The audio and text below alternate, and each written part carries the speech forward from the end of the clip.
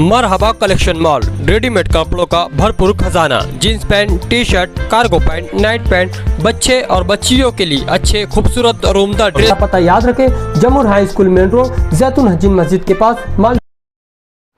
Party के cell के party के ओहदेदारान की आज हम लोगों ने यहाँ पर गार्डन में एक अधिकृत बैठक बुलाई थी और तकरीबन 2 घंटा हमारी ये मीटिंग चली और मीटिंग के अंदर हमने फ़ैसला किया एक राय से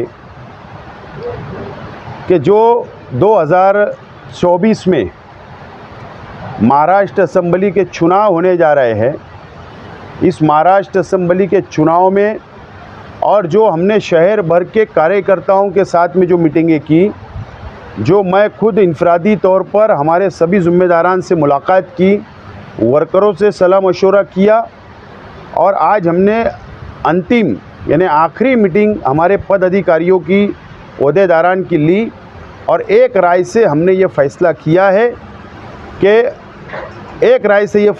किया है कि राष्ट्रवादी कांग्रेस पार्टी आदरणीय शरद जी पवार साहब और आदरणीय जयंत पाटिल साहब को हम लोग आज सबकी जॉइंट सिग्नेचर से एक राय से हम लेटर हम लोग आज भेज रहे हैं, मेल कर रहे हैं और कुछ हमारे साथी जाकर बाय हैंड उनको हाथ में लेटर भी उनको सौंपेंगे, देंगे और ये फ़ैसला किया गया है कि हम आज़ाद उम्मीदवार की हैसियत से असेंबली का इलेक्शन लड़ने का हमने आज फ़ैसला लिया और हम पवार साहब को, जयंत पाटिल साहब को ये इत्तला लेटर के ज़रिए एक राय से हम लोग भेज रहे हैं और इंशाअल्लाह जिस अंदाज से हम लोगों ने अभी तक की लड़ाई असेंबली की तैयारी की है, इंशाअल्लाह बेहतरीन अंदाज में हमारे कार्यकर्ताओं को, हमारे वर्करों को, हमारे ओहदेदारान को साथ में लेकर हम लोग इंशाअल्लाह असेंबली का चुनाव इत्मीनान से और कामयाबी के साथ लड़ने की हमारी कोशिश होगी और हम लोग इसके अंदर मज़ीद तेज़ी लाएंगे। इस बात का फ़ैसला हुआ है और वक्त पर हालात, सियासी हालात पर, शहर के सियासी हालात पर नज़र रखते हुए वक्त के ऊपर हम लोग बैठक करेंगे, बातचीत करेंगे और आगे के फ़ैसले लेंगे। इसीलिए आज आप लोगों को याद किया गया है और ये जो लेटर मैं भेज रहा हूँ, इसके ऊपर तमाम ही हमारे ओहदेदारान की एक राय से हम लोगों ने सिग्नेचर किए सब लोगों ने और ये लेटर हम जयंत पाटिल साहब और शरद पवार साहब को भेज रहे हैं। तो क्या उसका दूसरा मतलब ये दे देंगे क्योंकि ये लेटर तो एक तस्वीर का दूसरा रूप यही जाहिर करेगा? नहीं, एक बात आप समझ लीजिए, हमने साफ तौर पर इस लेटर के अंदर ये लिखा है कि ये कांग्रेस पार्टी की सेटिंग सीट है और मुझे कांग्रेस पार्टी में जाना नहीं है। इसके लिए हमको ऐसा लगता है कि हमारा प्रचार मुतासिर हो सकता है, आगे चलकर हो सकता है कि सीट शेयरिंग के अंदर लास्ट मोमेंट पे होगी तो हम लोग आवाम के अंदर कन्फ्यूज़न पैदा ना हो और इसके लिए सीट शेयरिंग की लड़ाई वो लड़ते रहे, हमें उससे कोई लेना देना नहीं है।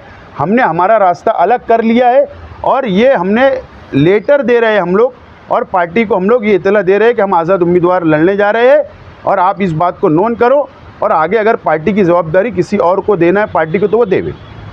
महाविकास अघाड़ी में ये मिसाल न बन जाए कि हर जगह फिर अगर जिसको टिकट नहीं मिला दूसरी पार्टी जो आज़ाद लड़ेगी, कहीं अगर राष्ट्रवादी को टिकट मिलेगा वहाँ कोई कांग्रेस का आदमी उठेगा बोलेगा मैं आज़ाद लड़ूंगा, तो आपके लिए इसका क्या जवाब है? मैं बहुत छोटा लीडर हूँ, शहरी हद तक मेरी सियासत है, मैं मेरी हद तक मेरे कार्यकर्ताओं की जो राय है उसको मैंने माना और कार्यकर्ताओं ने जो राय दी, ओहदेदारान ने जो राय दी उसके ऊपर अमल कर रहा हूँ। मैं बहुत छोटा वर्कर हूँ और मैं असेंबली का ही ताकत रखता हूँ, हार और जीत की, कभी हार भी सकता हूँ, जीत भी सकता हूँ, ये ताकत रखता हूँ, इसके लिए फ़ैसला किया हूँ।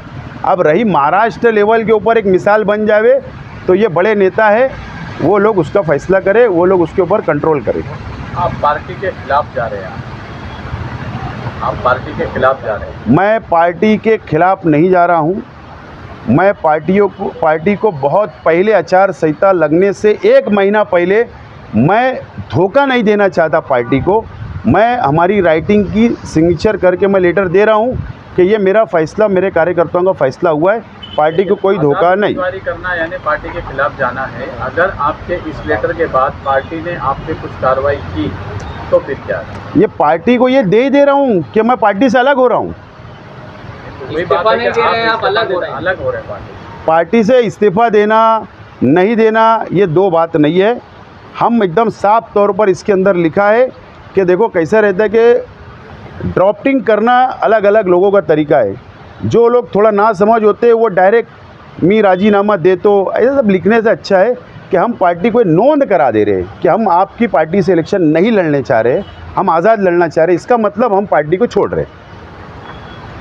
बोलिए और कुछ लेकर ये बात की कि आप अजीत दादा पवार से मिले, मालेगांव के मसाइल पे बात की, तो फिर वो मुलाकात मीडिया और आवाम से छुपा के क्यों रखी? पहली बात तो ये है कि कोई खुफिया मुलाकात होती जैसे एमएलए साहब करते हैं कहीं जाकर तो किसी को नहीं बताते, लेकिन मेरे साथ अल्लाह का करम है कि 15 लोग मेरे साथ थे। कितने लोग थे? 15 लोग। और अगर खुफिया मुलाकात होती तो अजीत दादा पवार उसको ट्वीट नहीं करते या शेयर नहीं करते उनके सोशल मीडिया पर। अजीत दादा पवार ने बिल्कुल साफ तौर पर लिखा है कि मालेगांव मध्य के विकासासाठी शेख आसिफ आज हमसे भेंट की है, मुलाकात की है। नंबर 1। नंबर 2, आप लोगों को याद होगा कि पिछले जुमा को खालिद बिन वलीद ग्राउंड में एक मीटिंग हुई। उस मीटिंग के अंदर मैंने साफ तौर पर कहा था कि मैं आज नासिक गया था, मैं एक ज़िम्मेदार लीडरान से मिला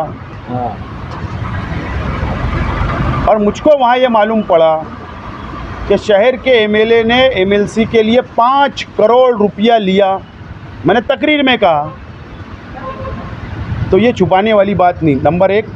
नंबर 2, मैं जिस काम से गया था और मैं कभी भी किसी से ताल्लुक़ ख़राब नहीं करता, थोरात साहब से भी मेरे अच्छे ताल्लुकात है, बरकरार रखता हूँ। अजीत दादा पवार उनके पार्टी से वो अलग हुए, उनसे भी बरकरार रखता हूँ ताल्लुक़। कांग्रेस हो, राष्ट्रवादी कांग्रेस हो या अदर कोई भी पार्टियों से मैं ताल्लुकात बरकरार रखता हूँ। लेकिन आज वो पोस्टों पर है, एक ओहदे पर है, नायब वज़ीर आला है, फाइनेंस मिनिस्टर है। आप लोगों को याद होगा, आप ही के अखबार के अंदर खबर छपी थी कि मैं मस्जिद और मदरसे पर सोलार सिस्टम बैठाने के लिए कोशिश कर रहा हूँ। तो मैं 100 मदरसा व मस्जिद की यादी उनको सौंपा हूँ जाकर उस रोज़, और मैंने कहा कि आप माइनॉरिटी डिपार्टमेंट से इसका पैसा मंजूर करके दे। और कल जब मैं मुंबई गया तो मैं वहाँ पर माइनॉरिटी डिपार्टमेंट और फाइनेंस डिपार्टमेंट के अधिकारियों से, मैं बोल रहा हूँ पद अधिकारियों से नहीं, अधिकारियों से मीटिंग किया। और अगर सुधारने की ज़रूरत, जीआर में तब्दीली की ज़रूरत होगी तो वो जीआर में तब्दीली करें, इस तरीके का डिमांड भी मैंने कल किया हूँ। तो मेरी मुलाकात शहर के विकास के लिए, मदरसा और मस्जिद की यादी सौंपने के लिए गया था, कोई राजकीय चर्चा नहीं। अगर मुझे राजकीय चर्चा करना रहती थी तो मैं आज आज़ाद उम्मीदवारी का फ़ैसला नहीं लेता था।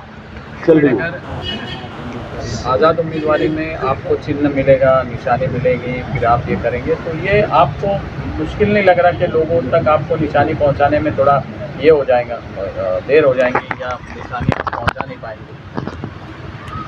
पार्लियामेंट का इलेक्शन अभी हुआ, शरद पवार साहब को तुतारी निशान मिली, 9 सीट चुनकर आई।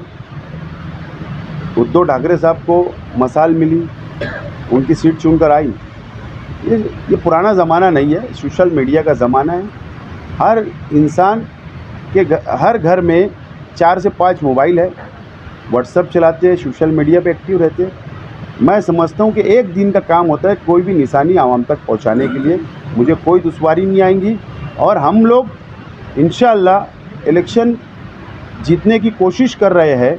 इस बेस के ऊपर हम डेवलपमेंट, विकास के मुद्दे पर आवाम के बीच में जाएंगे और हमारे कार्यकर्ता हमारा विकास, हमारा डेवलपमेंट, हमारी बातें आवाम तक लेकर जाएंगे और मुझे लगता है हमारे वर्कर भी कामयाब होंगे और शहर की आवाम बदलाव चाह रही है। इसके शहर की आवाम बदलाव चाह रही है और मुझे उम्मीद है कि शहर की आवाम जो डेवलप करने वाला चेहरा होगा, जो विकास करने वाला चेहरा है, मैं समझता हूँ उसको चुन कर देगी। और विकास मेरे परिवार से जुड़ा हुआ है, मेरे से जुड़ा हुआ है, मेरे कार्यकर्ताओं से जुड़ा है और शहर की आवाम पर मुझे पूरी विश्वास है, उम्मीद है कि वो इस मरतबा मुझे कामयाब करेगी। गिरना नदी में मछुआरे वो बेचारे तो निकल गए, लेकिन उसके बाद सियासत इतनी गर्म हो गई कि आज पुलिस के कुछ ऑफिसरों को भी उस पर बात करनी पड़ी। तो आप किस तरह से? नहीं, पहली बात तो ऐसा है कि अगर मैं एमएलए होता तो मैं अधिकारियों के कपड़े उतारने लगा था, मैं खुद कपड़े नहीं उतारता। क्या बात? तो हमारे शहर के एमएलए को खुद कपड़े उतारना पड़ा। इसका मतलब मुफ्ती मोहम्मद इस्माइल कासमी साहब की इतनी कमज़ोर पकड़ हो गई है कि अधिकारियों के कपड़े नहीं उतार पाए, इनको खुद कपड़ा उतारना पड़ा।